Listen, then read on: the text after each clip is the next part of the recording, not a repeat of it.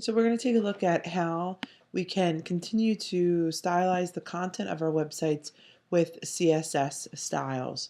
So we have our type in here, and we want to add another line. We'll say, actually, why don't we do website design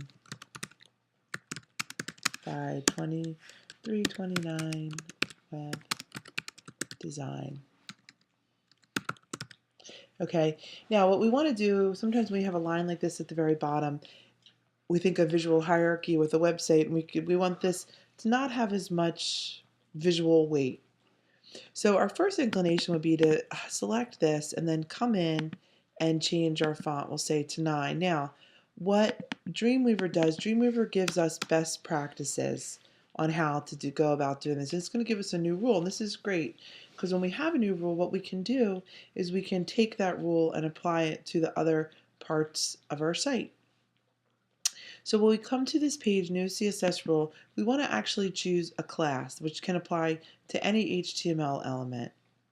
Okay, that way when we do so, we can apply it to different pages or to even to different parts within our page, which you'll see me do in a minute. So I'm going to name this footer, and I'm going to say, okay, now we come down here and we actually can make a new style sheet file.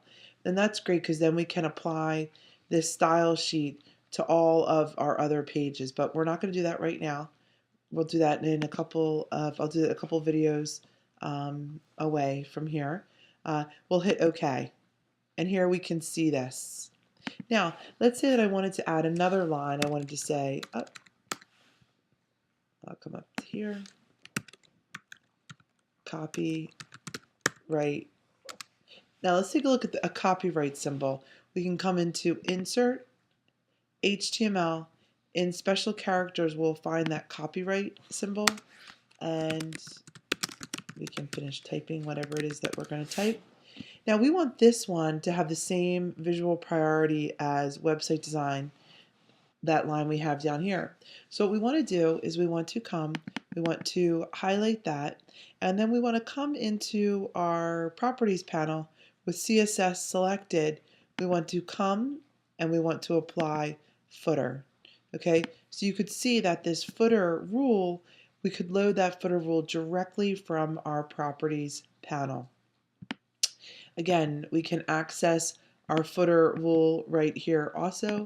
We could double click. Let me make a change to these footers real quick and you'll see what happens here. If we were to come to the type and we were to change the color,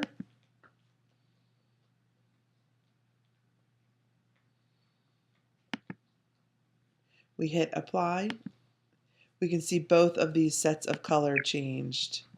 Okay, and that's the beauty of using CSS. And again, if we were to have an external sheet attached to this and we changed it in one place, it would happen in all of the places. I'll leave it at that. Thanks for listening. Let's just, before we do that, let's come to preview it and take a look. And there we have it. Thanks so much.